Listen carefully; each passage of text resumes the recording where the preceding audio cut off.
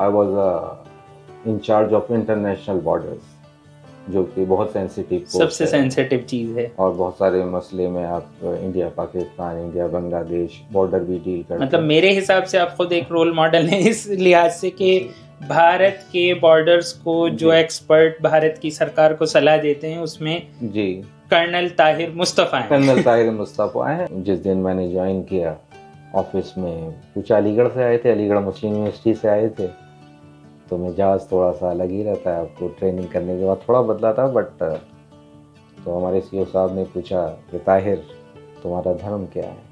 हमसे सबसे बड़ी जो ज़्यादती हुई, वो ज़्यादती बहुत खुले लफ्ज़ों में मैं अगर कहूँ, अल्फाज में कहूँ, तो वो ज़्यादती हुई कि हमने दीन और दुनिया को अलग कर दिया, और ये सबसे बड़ा गुनाह है।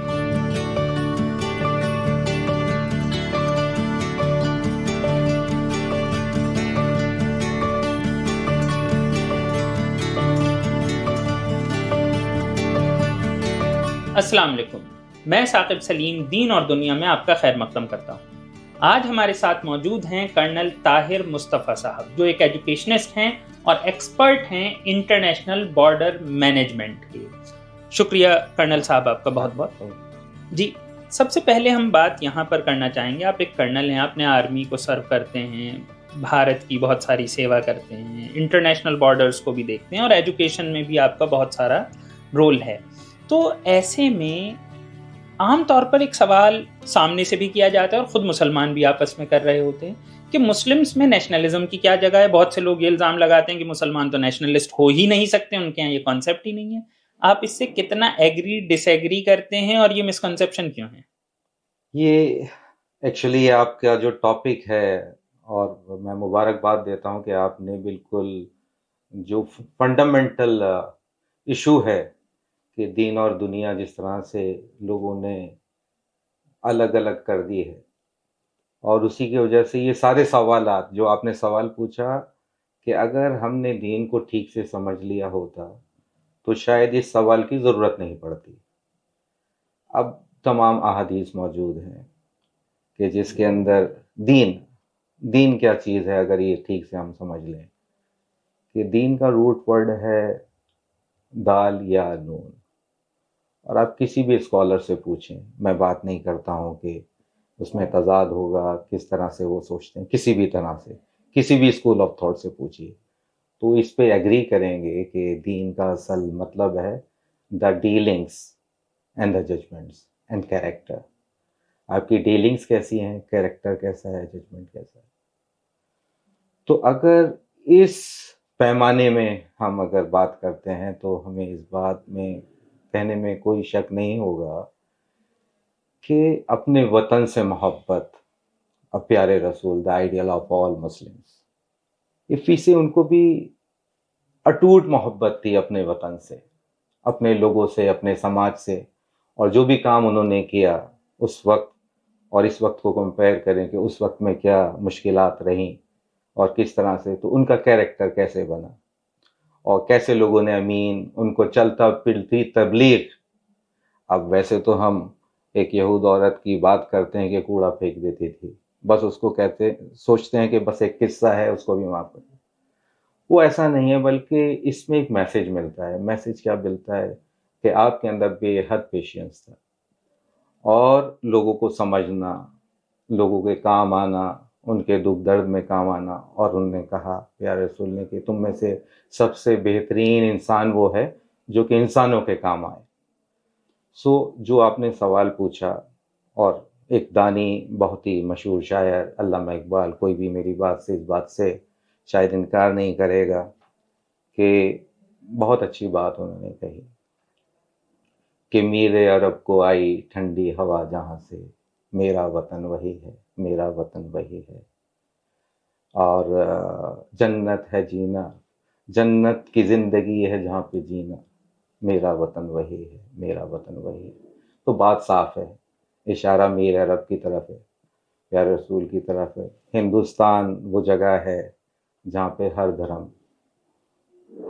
धर्म का, हर सिम से लोग आते हैं और रहते हैं और बहुत मोहब्बत करते हैं अपने वतन से। मुसलमान नेशनलिस्ट है यहाँ या नेशनलिज्म वाला सवाल बेईमानी है। मैं इसको इसलिए कहता हूँ, एज अ फौजी अगर आप मुझसे पूछते हैं कि हिंदू या मुसलमान, आप ऐसे पूछते हैं तो मुझे ये सवाल बहुत बेईमानी और बेरुखा सा लगता है। आप मुझसे पूछिए कितने हिंदुस्तानी हो।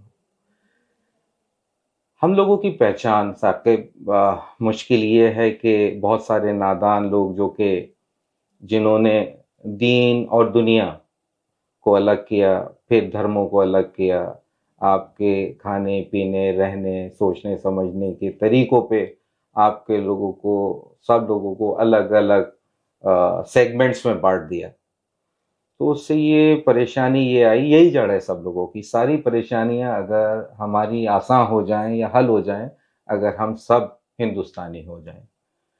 तो फिर ये मिसकंसेप्शन कहाँ से आता है? ये सवाल बार बार क्यों उठता है? आप इतने क्लियर हैं, आपने बहुत ही क्लैरिटी से कह दिया कि अल्लामा इकबाल भी ये कह रहे हैं और हदीस भी मौजूद हैं, और तब भी ये सवाल बार बार उठता है, सामने से भी उठता है, अंदर से भी उठता है। तो ये नेशनलिज्म पर सवाल है क्यों? इसकी वजह वही है, बेसिक वजह वही है कि हमने अलाउ कर दिया इस तरह के सवालों को और बहस।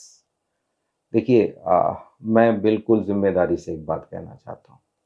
मेरा डिस्कशन बातचीत, क्योंकि आपने जैसा बताया कि बॉर्डर मैनेजमेंट में था, विदेश मंत्रालय में, उसके बाद मैं इधर यूनिवर्सिटी में आ गया तो मुझे मौका मिला इंटरेक्ट करने का। मैं नाम भी ले सकता हूँ, मौलाना साद, मौलाना अतीक नदवा के, देन देवबंद, अलीगढ़ मुस्लिम यूनिवर्सिटी, जामिया मिलिया इस्लामिया, मौलाना आज़ाद नेशनल उर्दू यूनिवर्सिटी।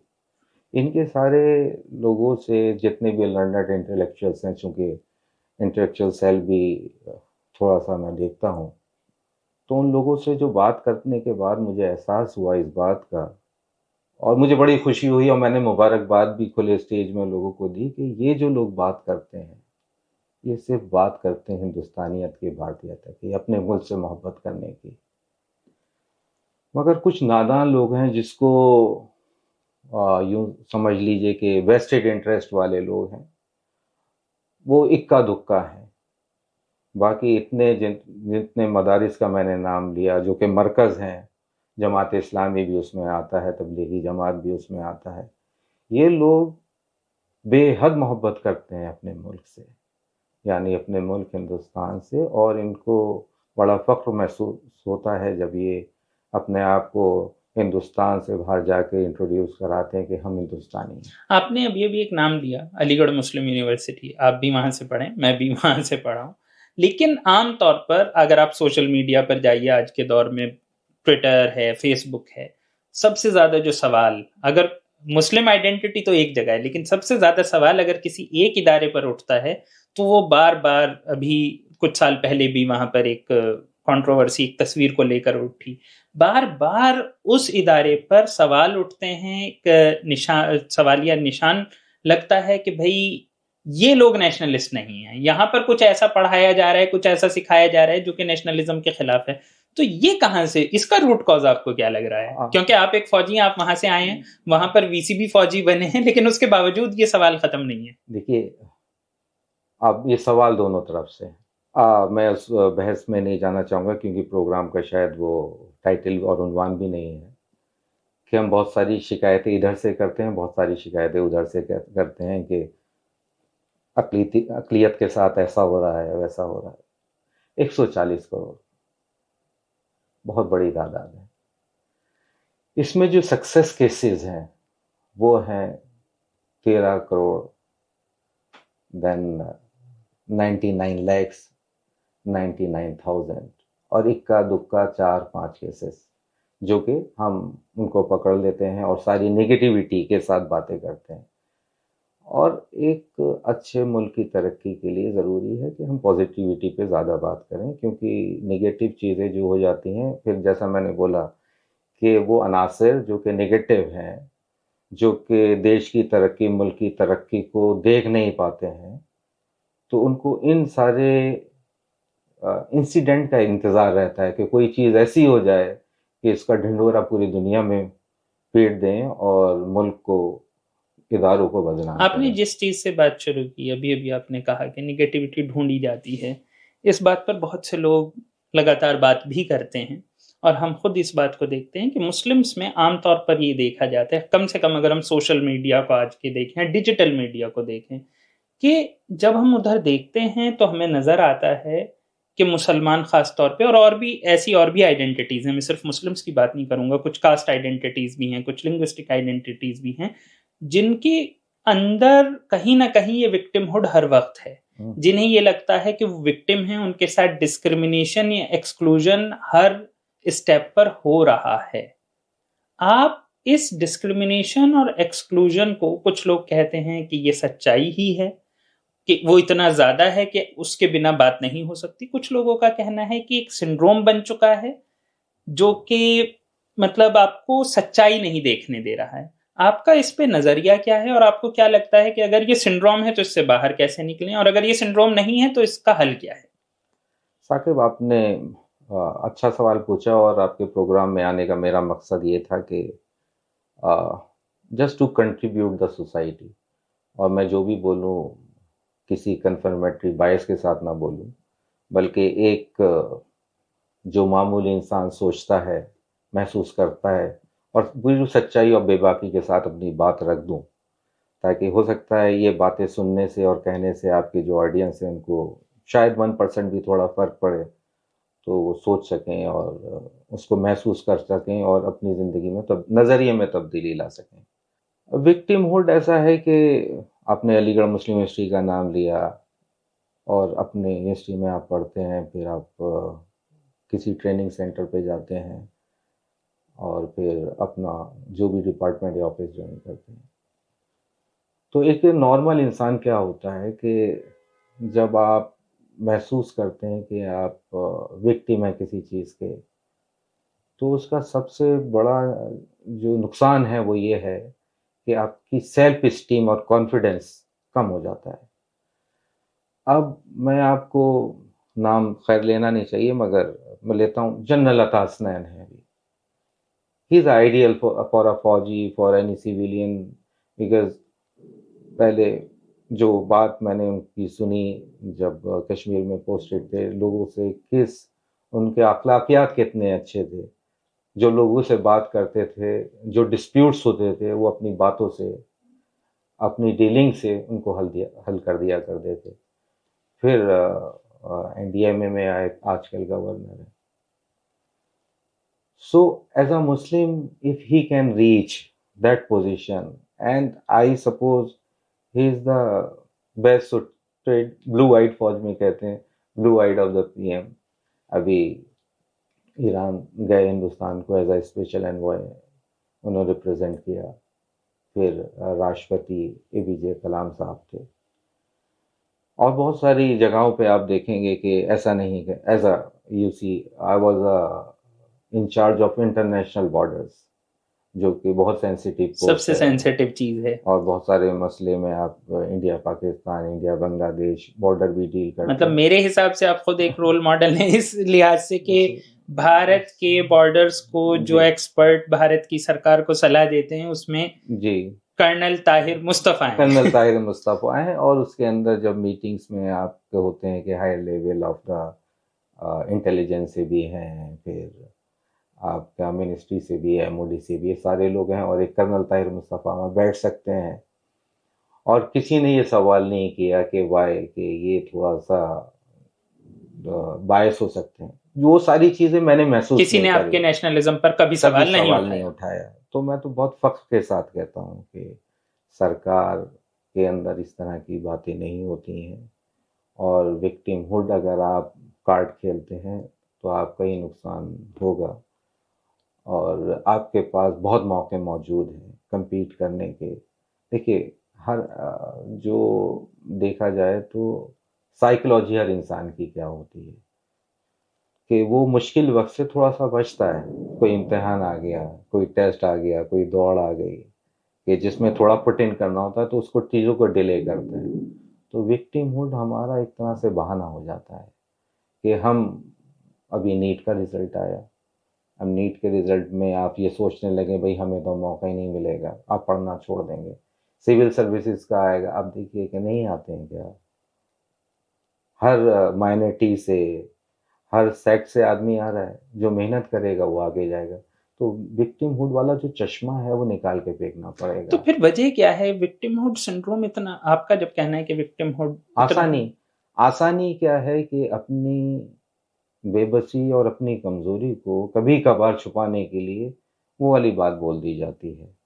और मैं साकिब, इसमें अभी आपने मुझसे अलीगढ़ के बारे में बात की थी, और आप भी वहाँ के अल्लामल इंसान मालम यालम, कि अल्लाह ताला ने हमें सिखाया कि जो हम जानते नहीं थे।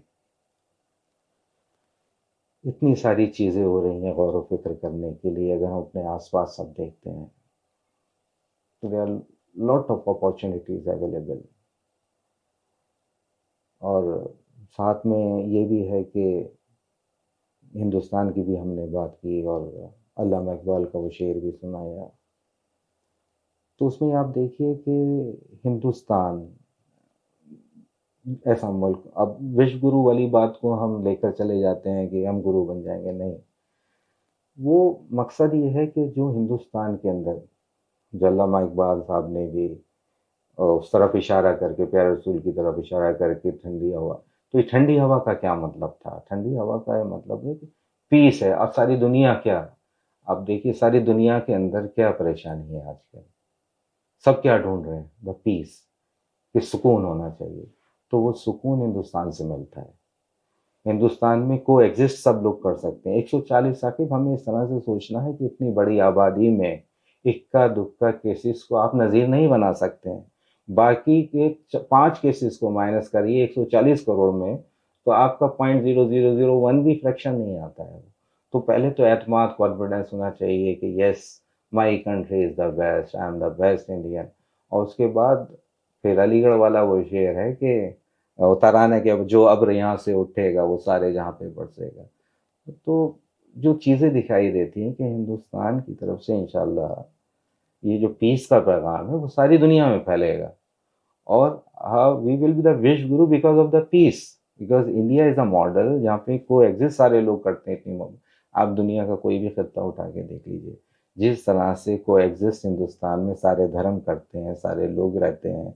आप भी आवाज़ द वॉइस में देखिए, you are doing well in this field. सारे डॉक्टर, अभी कुछ दिन पहले हमने एक प्रोग्राम किया था, इंटेलेक्चुअली प्रोग्राम था, उसके अंदर सारे लोग आए थे, अलीगढ़ से भी एक साहब आए।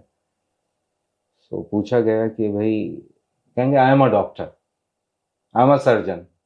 तो मैं धर्म और जाति देख के इलाज नहीं करता हूँ, मैं बीमारी देख के इलाज करता हूँ। तो साकिब, हम सब लोगों को जो इलाज करना है ना, वो बीमारी का करना है। और बीमारी का कोई धर्म, कोई जाति, कोई रीजन नहीं होता। आपने लगातार एजुकेशनल इंस्टीट्यूशंस की बात कर रहे हैं। आप खुद फिलहाल दिल्ली की यूनिवर्सिटी जामिया हमदर्द से जुड़े हुए हैं, एक ओहदा है आपके पास। आम तौर पर ये कहा जाता है और डेटा भी मौजूद है कि मुस्लिम्स में एक तो पढ़ाई वैसे ही कम है, ड्रॉप आउट रेशो बहुत ज़्यादा है। तो आप जब इतने पास से आप एजुकेशन को देख रहे हैं, तो आपको इसकी वजह क्या नजर आती है कि मुस्लिम्स पीछे रह रहे हैं अब तक भी एजुकेशन में? ये ड्रॉप आउट इतना ज्यादा क्यों हो रहा है? क्या वजह है कि वो उतना नहीं पढ़ रहे हैं जितना बाकी कम्युनिटीज पढ़ पा रही हैं? क्या वजह? आप फंडामेंटल क्वेश्चन पूछ लिए आपने। देखिए, हमसे सबसे बड़ी जो ज्यादती हुई, वो ज्यादती बहुत खुले लफ्ज़ों में मैं अगर कहूँ, अल्फाज में कहूँ, तो वो ज्यादती हुई कि हमने दीन और दुनिया को अलग कर दिया। और ये सबसे बड़ा गुनाह है।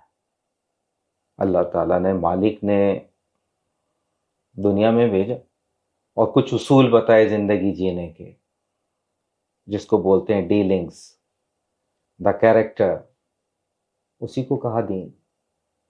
तो दीन क्या है? दुनिया से निकल कर ही दीन जाएगा। दुनिया पहले है, फिर दीन है, क्योंकि आपको दीन जो निभाना है वो दुनिया में निभाना है। और हमने क्या जुल्म किया? जुल्म ये किया कि हमने दीन को मान लिया नमाज, मस्जिद, इबादत, और दुनिया को मान लिया हमने स्कूल, कॉलेज, नौकरी। इन दोनों चीज़ों को हमने अलग कर दिया। यही सबसे बड़ी भूल है। अगर ये समझ लें कि बिना जो दुनियादारी और दीन दोनों अलग अलग चीज़ नहीं है, एक ही है। अल्लाह ताला ने, द मालिक ने, नबियों ने, रसूलों ने जो चीज़ें हमें बताई, वो बताई कि ज़िंदगी जीना कैसे है। अच्छा, अब हुकूकुल्लाह, हुकूकुल इबाद, नमाज, रोज़ा, हज, हुकूकुल्लाह। हुकूकुल इबाद में सारी चीज़ें, how is your dealings with your neighbour, with your को कंट्रीमैन, को पैट्रियट, कैसे रहेंगे आपके भाई के साथ, क्या डीलिंग्स रहेंगी, कैसे उनके साथ आपका व्यवहार रहेगा। सूरह निसा, आल इमरान, कुरान मजीद की तमाम सूरतों में आप देखते हैं कि हुकूकुल इबाद की बहुत डेप्थ के साथ बातें होती हैं। और अल्लाह ताला ने कहा कि बेहतरीन इंसान वही है जो कि इंसानियत के काम आए। तो आपने जो सवाल मुझसे पूछा कि ये क्यों ड्रॉप आउट है, ड्रॉप आउट की वजह ये है कि हमने दीन और दुनिया में बहुत फ़र्क कर दिया। कि दीन का मतलब आप एक कोने में बैठ जाइए और दुनिया अलग है। तो दुनिया की कामयाबी, दुनिया में कामयाब अगर आप होंगे तो दीनी एतबार से कामयाब होंगे। और उसकी वजह मैं आपको बता दूं और विद फैक्ट बता देता हूँ। वो ये है कि अच्छे डॉक्टर होंगे साकिब आप, तो बहुत मरीजों का इलाज करेंगे, इंसानियत की खिदमत करेंगे।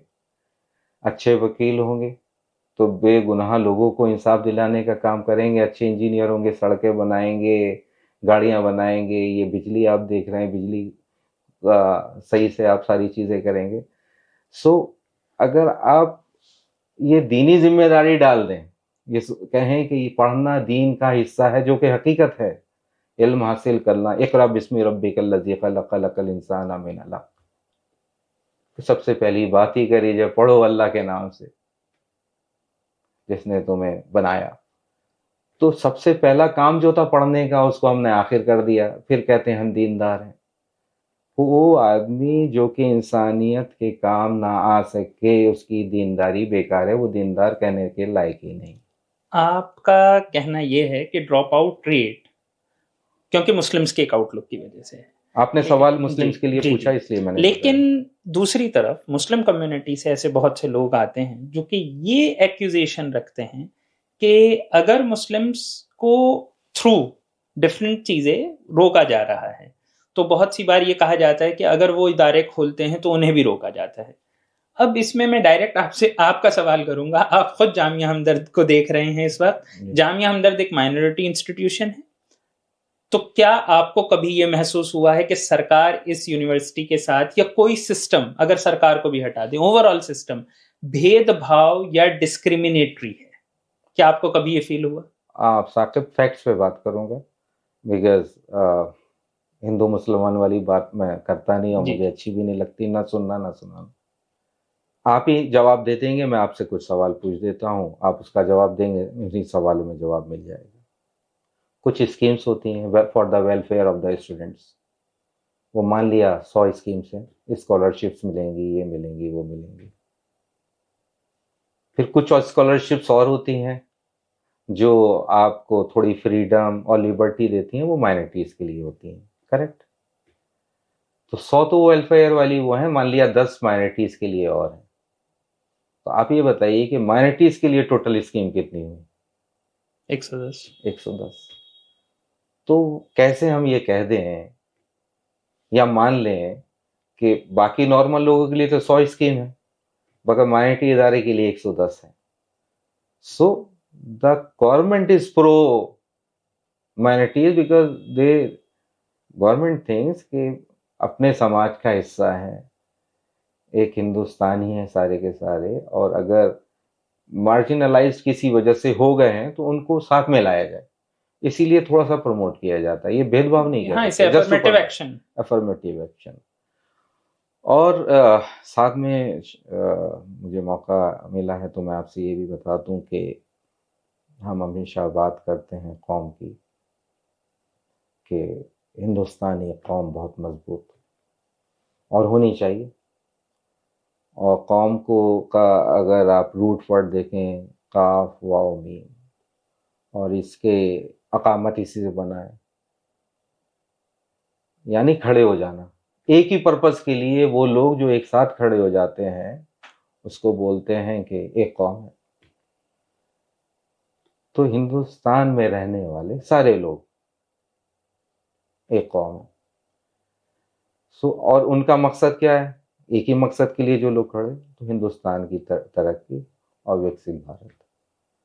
सो अगर हम एज अ कौम चलेंगे तो जितनी दुश्वारियां, जितनी परेशानियां, जितनी शिकायतें, ये सारे सवाल खत्म हो जाएंगे अगर हम ये मान लेंगे, और मानना चाहिए कि हम सबसे पहले भारतीय हैं, हिंदुस्तानी हैं, बाकी सारी चीजें सेकेंडरी। आपने बिल्कुल सही कहा कि हिंदुस्तान को आगे बढ़ना है, ठीक है।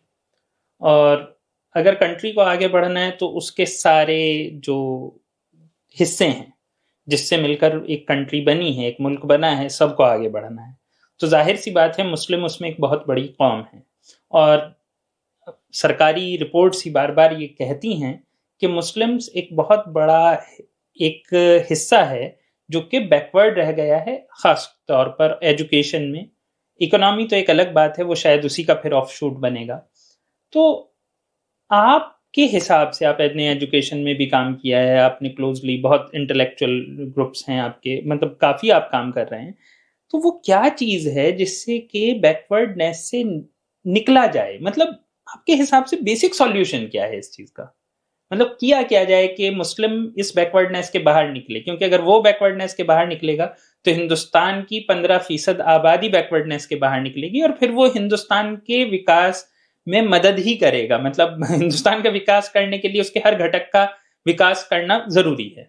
हाँ, मैं आपका मतलब सवाल जिस तरह से समझा, आप ये पूछना चाहते हैं कि 15% की जो आबादी है कि उसको अगर हम मार्जिनलाइज्ड करें तो वो एक अच्छी बात नहीं होगी, बल्कि उनके अंदर सेल्फ कॉन्फिडेंस इंडक्ट किया जाए और उनको साथ में लेके चला जाए तो देश की तरक्की आसान होगी, और जो हमारा टारगेट विकसित भारत का है उसको अचीव करने में ज़्यादा मदद मिलेगी।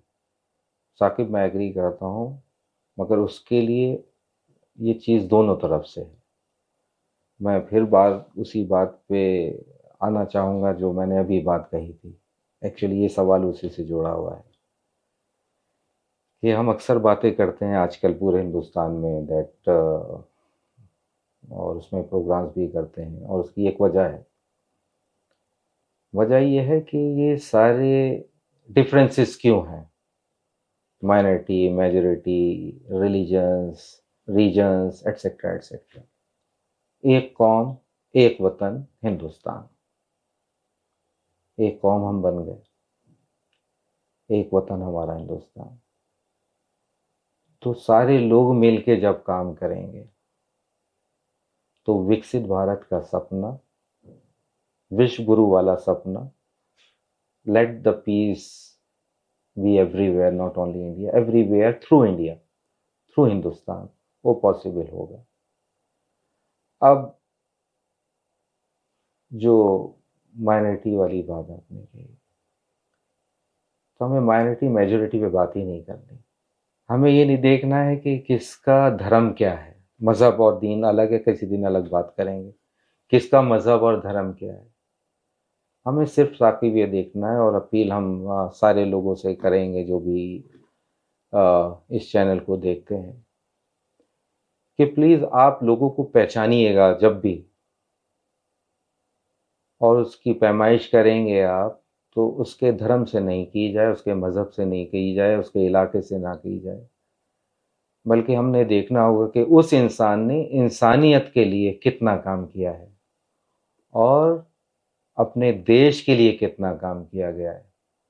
तब आसान हो जाएगा, क्योंकि वो जो एक बायस बन चुका है over a period of time, हम बात करते रहते हैं कन्फर्मेटरी बायस के, मेरे खित्ते का आदमी, मेरे मज़हब का आदमी, मेरी दुनिया का आदमी मेरा आदमी है, और बाकी लोगों की बात मैं सुनूंगा नहीं। आपको फैमिलीज़ में भी महसूस करते हैं वो, देखिए कि मेरा ये भाई है इसलिए ये सही होगा, फलाना दूसरे इलाके का है तो उससे इतनी बात नहीं होती। तो ये जो भेदभाव है वो सारा बार बार मेरी ज़बान से निकलता है कि हमारी सारी तकलीफ़ें और परेशानी मिट जाएं अगर हम एक हो जाएं। एक क्या है, हमारी एक ही डेफिनेशन होनी चाहिए। दैट डेफिनेशन इज़ भारतीय। बहुत बहुत शुक्रिया, काफ़ी वक्त आपका ले लिया है। ख़त्म करने से पहले मैं जी। एक सवाल आपसे करना चाहूँगा। हमारे शो का नाम है दीन और दुनिया। आप आर्मी के इंसान हैं और आम तौर पर आर्मी के बारे में हमने किस्से बहुत सुने हैं कि वहाँ पर एक जगह पर लोग, एक ही जगह एक प्रेयर रूम होता है। यस। अपना कोई एक्सपीरियंस आप सुनाइए कि किस तरीके से दीन या धर्म या मजहब को आर्मी में कैसे प्रैक्टिस किया जाता है, या क्या उसका तरीका होता है, क्या मतलब क्या आउटलुक होता है आर्मी का? आर्मी, द फौज इज़ अ वंडरफुल ऑर्गेनाइजेशन। जब भी इस बात को दिल से कहता हूँ तो आंखें सी नम होती हैं, बिकॉज इतनी मोहब्बत उस ऑर्गेनाइजेशन के लिए झलकती है कि इतनी ज़बरदस्त ऑर्गेनाइजेशन है साकिब। दो तीन किस्से मेरी ज़िंदगी को जिन्होंने मेरे नज़रिए को बदल दिया, मैं चाहता हूँ कि बता दूँ, और उसमें से 4-6 लोग भी शायद उसको सुनने के बाद उनका नज़रिया बदल जाए, तो इस शो की कामयाबी समझूंगा। पहला तो जिस दिन मैंने ज्वाइन किया ऑफिस में, कुछ अलीगढ़ से आए थे, अलीगढ़ मुस्लिम यूनिवर्सिटी से आए थे, तो मिजाज थोड़ा सा अलग ही रहता है। आपको ट्रेनिंग करने के बाद थोड़ा बदला था, बट तो हमारे सीईओ साहब ने पूछा कि ताहिर, तुम्हारा धर्म क्या है? सीधा सीधा जवाब था, सीधा सीधा सवाल था, सीधा जवाब देना था। हम थोड़ी देर रुके, तो सीईओ साहब बोलते हैं कि ताहिर, जो तुम्हारे ट्रूप्स है ना,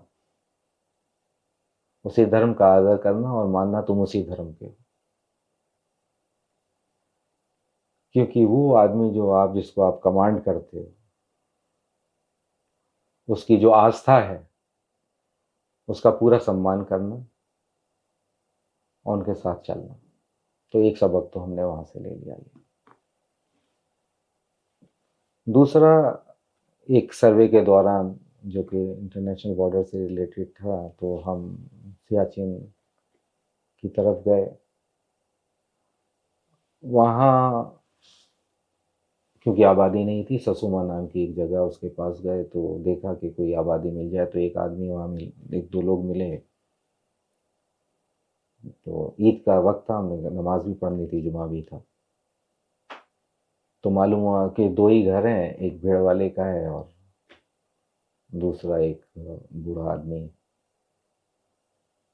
तो उस आदमी ने अपने आधे घर को मुसाफिरों के लिए मस्जिद में तब्दील कर दिया था, जाके 2-3 लोग आते। फिर जुम्मे का वक्त हुआ, हमें लगा कि हमारे कपड़े साफ़ सुथरे हैं, बाकी तो एक चरवाहा है और एक किसान है। हमने नमाज वहाँ खुतबा जो है पढ़ाना, किताब ली और पढ़ाना शुरू कर दिया। मगर उस पढ़ाने में मैं ये देख रहा था कि बीच में जो चरवाहे थे, उनके कपड़े भी ऐसे ही मिट्टी में सब, मगर वो कुछ बुदबुदा रहे थे।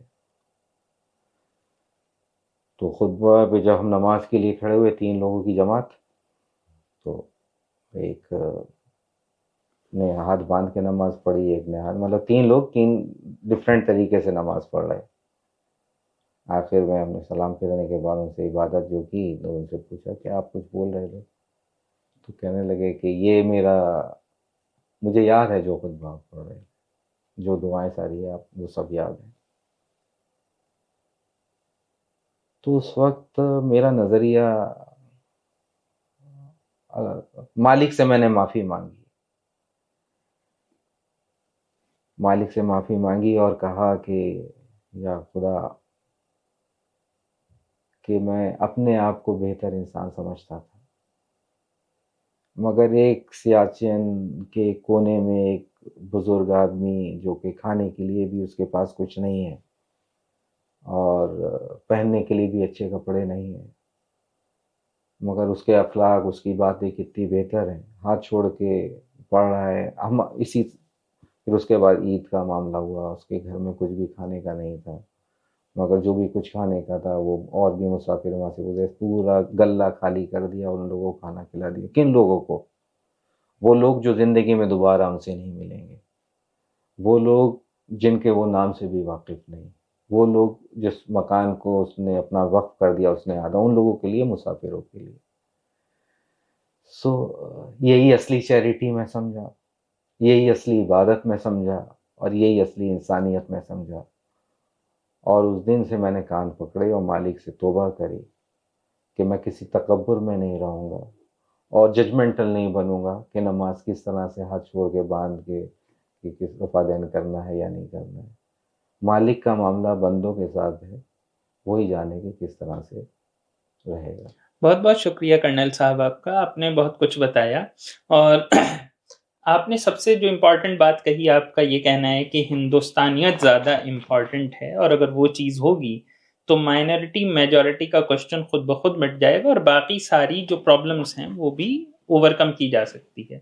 और दूसरा ये कि एक विक्टिमहुड सिंड्रोम है जिसके बाहर आना ज़रूरी है। एक बात थोड़ा सा कंक्लूड करने से पहले, जो कि बहुत बड़ी बीमारी है, और जो अभी जिक्र किया था कि बीमार को ख़त्म नहीं करना है, बीमारी को ख़त्म करना है। So I would like to give a short message on this. Victimhood की आपने बात कही है। सबसे ज़रूरी बात ये मैं समझता हूँ कि हर वक्त हम लोग बोलते रहते हैं उम्मत उम्मत उम्मत उम्मत, या उम्मती या उम्मती या उम्मती। उम्मत कौन है? उम्मत के अंदर सारे लोग आते हैं, ख्वाह वो हिंदू, मुसलमान, सिख, ईसाई, सारे लोग। और हम ये अच्छी तरह जानते हैं और समझते हैं, रब्बुल आलमीन, रहमतुल आलमीन, पूरे आलम की बात हो रही है। तो हमारा वो उम्मत जिसको हम सबसे बेहतर बोलते हैं और कहते हैं और मानते हैं, तो ये उम्मत की जिम्मेदारी है कि अपने भाइयों को, अपने वतन के लोगों को साथ में लेके चलना है, उनसे मोहब्बत करनी है, उनकी खिदमत करनी है, और इंसानियत के नाते हमें ऐसा नमूना पेश करना है कि हमारे किरदार, हमारी चलती फिरती, जो हम चलते फिरते ही तबलीग का काम करें। तबलीग का मतलब ये नहीं कि कोने में बैठ जाएं और बातें करें। तब चलती फिरती तबलीग होगी जब आपका कैरेक्टर, आपकी खिदमत इंसानियत के लिए होंगी। तो अल्टीमेटली जो बातें बातों से नहीं हो सकती, वो आपके किरदार से प्रैक्टिकल वे में हो जाएंगी। और चूँकि ये ऐसा नहीं कि 1 महीने, 2 महीने, 4 महीने में होगा, हमें बेहतरीन उम्मत का नमूना देना है। वो नमूना देना है अपने बेहतरीन किरदार से, अपनी बेहतरीन डीलिंग से, अपने बेहतरीन मामलात से। अगर ये करने में हम कामयाब हो पाएंगे तो मैसेज हर तरफ जाएगा, हर तरफ जाएगा, और इस तरह की जो विवाद, जो परेशानी और विक्टिम वाली, ये सारी चीज़ें मिट जाएंगी। आप करके देखिए, वो करेंगे तो इंशाल्लाह कामयाबी ज़रूर है। बहुत बहुत शुक्रिया कर्नल साहब आपका। तो ये कर्नल साहब का मैसेज था विक्टिमहुड सिंड्रोम से बाहर निकलने के लिए और उस चीज़ के लिए जो हिंदुस्तान के मुसलमानों को करनी चाहिए। बहुत बहुत शुक्रिया कर्नल साहब आपका। इसी के साथ हमारा ये एपिसोड ख़त्म होता है। दीन और दुनिया के अगले एपिसोड में फिर मुलाकात होगी। खुदा हाफिज़।